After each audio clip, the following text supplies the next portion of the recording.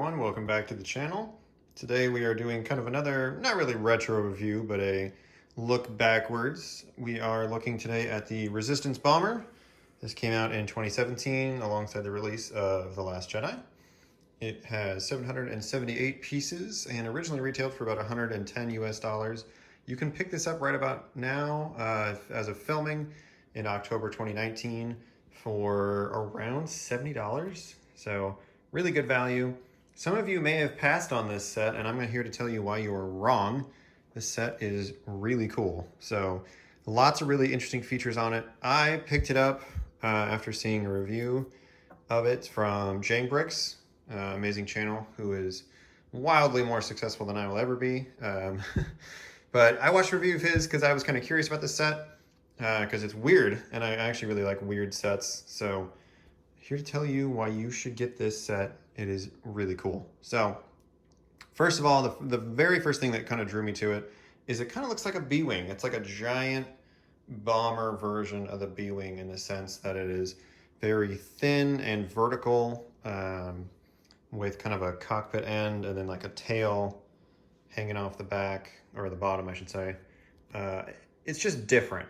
And we'll go over the minifigures in a little bit and all the other stuff, but this set has a lot of cool features, and I think some people might have been turned off from it because they didn't like Last Jedi or the weird shape, but it is really cool. So first of all, I just like that it's loaded up with turrets. You have a bunch of placement turrets all over the place. It is ready to do a ton of damage. You also have these spring-loaded missile launchers right here. And the activation device form is really cool. It's this piece you would never really notice. I'm not gonna, well, I could probably shoot it and catch it. You push this piece in and it will, there we go. I didn't want to send it flying. It will launch that out. You can see it kind of dents that piece in, and then when you load the missile, it pops that back out. So first of all, I just love that integration. You have this nice cockpit up front. There we go. Lots of detail. This pilot looks really cool. Let's see if I can dig him out of here. There we go. I believe this is just an unnamed pilot. I think he's just pilot. I don't think he has a designation. Ton of detailing, especially on the helmet. I love it. And then there's actually space for two figures here as well. You can see there's a little control seat. I just put the blasters there. But space for two, which is nice. This set actually leaves a lot of room for extra figures.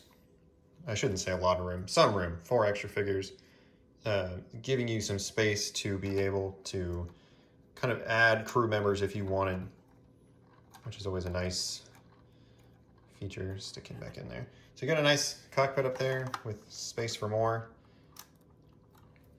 and it goes on there really easy, which is nice.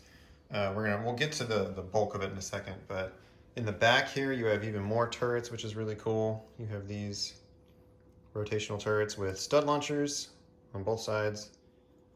You have this guy and this ball turret. I wish this would aim side to side. It does not. That's just the piece wiggling. It will kind of rotate around. Still pretty cool. And then these turrets will aim up and down as well. This design is really neat. I like that it's kind of this floating thin piece. Try and catch him. There we go.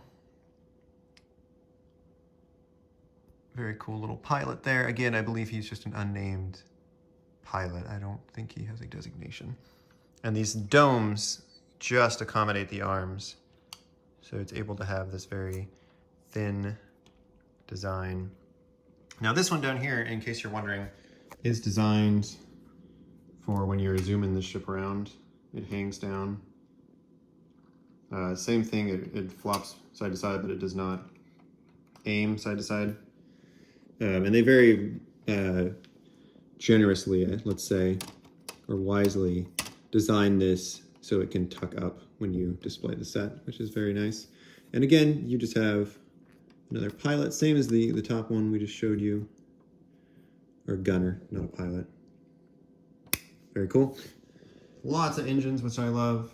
Really like the look of that. It kind of reminds me of the back in a very different way of the Superstar Destroyer, with just a giant array of engines. Now this is the part that really kind of started to impress me with this set when I was watching someone else's review of it. When I turn this sideways, I thought this was the only access to this. Like you just put him in here, and this is just all brick. Not at all, actually. There is an interior to this set. Quite a decent interior. You have Admiral Holdo right here in a little command seat. You have Poe Dameron controlling, I'm assuming, these guns. He doesn't really have a control, but whatever, imagination. But you have a nice little interior here. You could stick a couple figures in here. You got some ground gear, you got backpacks and blasters, you got some controls, you got a little viewing window. It's really cool. I honestly did not know this existed when I kind of looked at the set initially. I love that there's this hidden compartment. I mean, I personally would not assume there was anything in there, really. It just kind of looks like one seamless design. These are all stickers, by the way. That's kind of disappointing. This is printed, but these are stickers, and these are stickers right here. These are printed, thankfully. But I love that there's this kind of surprise interior. Holdo there with her pink hair and jumpsuit. Poe Dameron, he looks like he just escaped from prison. So that's a really neat feature. But there is more that's really cool about this set. This is a bomber, after all. So when you're holding this, it does actually drop bombs. You can kind of hear them, but nothing's coming out, right? So how does it work? Well, you have this mechanism here in the back, this gradient piece. Not sure I can do this with one hand. We're going to try, though. Push on that gradient piece.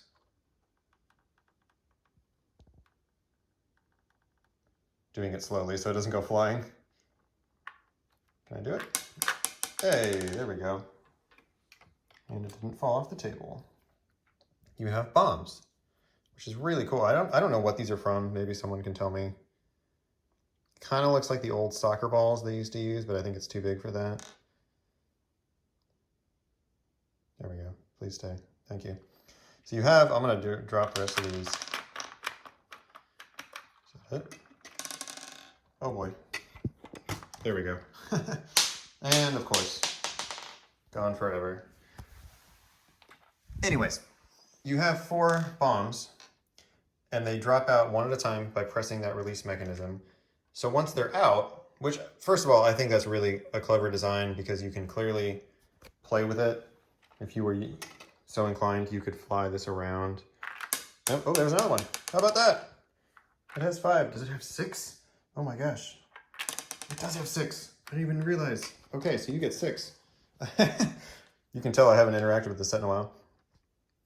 Anyways, God, that gave you a lot. So when you're flying this around, it's really cool. You can swoosh it, and you have deployable bombs. And it's easy to do this with one hand. Like maybe because I have adult-sized hands, it's a little easier for me. But I really do appreciate that feature.